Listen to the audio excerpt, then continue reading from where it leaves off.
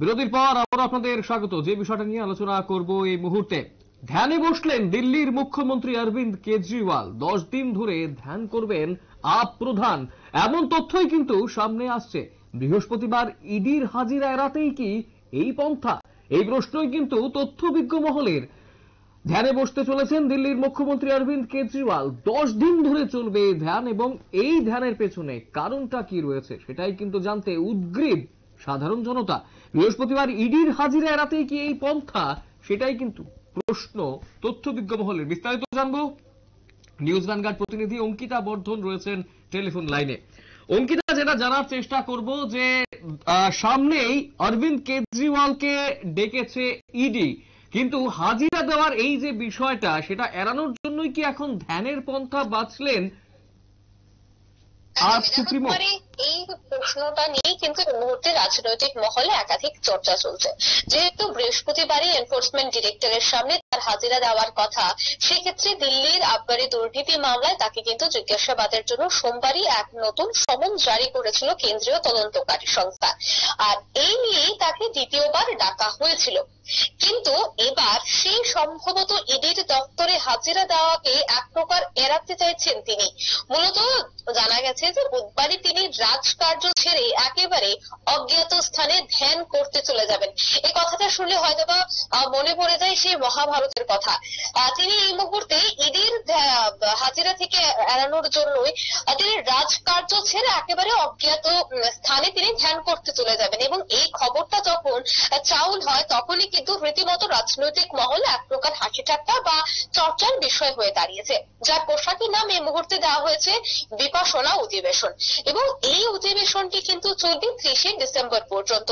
এর আগে আম আদমি পার্টির প্রধানকে 2রা নভেম্বর তলব করেছিল ইডি, কিন্তু সেই সময় তিনি মধ্যপ্রদেশের নির্বাচনের প্রচারে ব্যস্ততার কারণ দেখিয়েছিলেন, তা তিনি হাজিরা দিতে পারবেন না। কিন্তু ইডির দপ্তরে হাজিরা দিতে গেলে কেজরিওয়ালকে গ্রেফতার করা হতে পারে বলেও কিন্তু এই মুহূর্তে জল্পনা চলছে। কেননা বারবার যদি ইডির দপ্তর থেকে সমন পাঠানো হয় এবং 3বার ওনাকে সময় দেওয়া হবে, 3বারের মধ্যে যদি তিনি ইডির দপ্তরে হাজিরা না দেন, তাহলে কিন্তু তাকে গ্রেফতার করা হবে। এবং তা নিয়ে কিন্তু এই মুহূর্তে রাজনৈতিক মহলে জল্পনা চলছে। বিশেষ করে আপ দলের পক্ষ থেকে বেশ কয়েকবার এই আশঙ্কা প্রকাশ করা হয়েছে। সেই জল্পনা এখনো অব্যাহত রয়েছে। তবে কেজরিওয়ালের দাবি এই সমন অবৈধ এবং রাজনৈতিক উদ্দেশ্য প্রণোদিত। ইডির কাছে তিনি এই সমন প্রত্যাহার করার দাবিও জানিয়েছিলেন।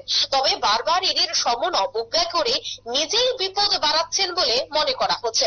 দেখো, বৃহস্পতিবার হাজিরা না দিলে তিনি পরপর 2বার এই হাজিরা এড়াবেন। এবং আইন অনুসারে আমি প্রথমেই বলেছিলাম, এভাবে যদি তিনি 3বার সমন এড়িয়ে যান, তারপর কিন্তু তার বিরুদ্ধে জামিন অযোগ্য গ্রেফতার পরোয়ানা জারি করবে ইডি। এবং মঙ্গলবার অরবিন্দ কেজরিওয়ালকে তলব করার সময় নিয়ে কিন্তু প্রশ্ন তুলেছেন আম আদমি পার্টি, এবং দলের পক্ষ থেকে জানানো হয়েছে যে তাদের আইনজীবীরা ইডি পাঠানোর নোটিশ পরে দেখেছেন এবং তাদের পরামর্শ মতো আইনগতভাবে সঠিক পদক্ষেপ করা হবে।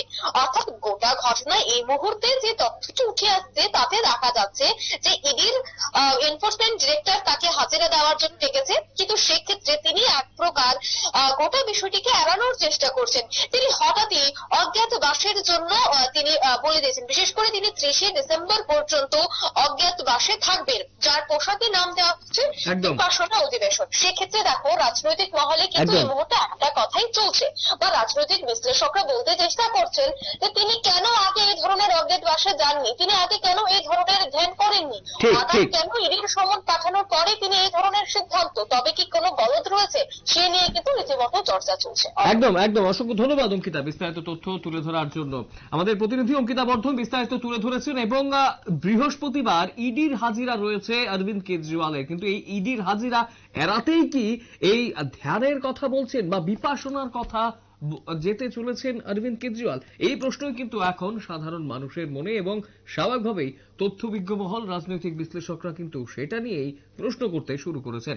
সময় ছোট্ট বিজ্ঞাপন বিরতির, রয়েছে অন্যান্য সংবাদ, সঙ্গে থাকবেন।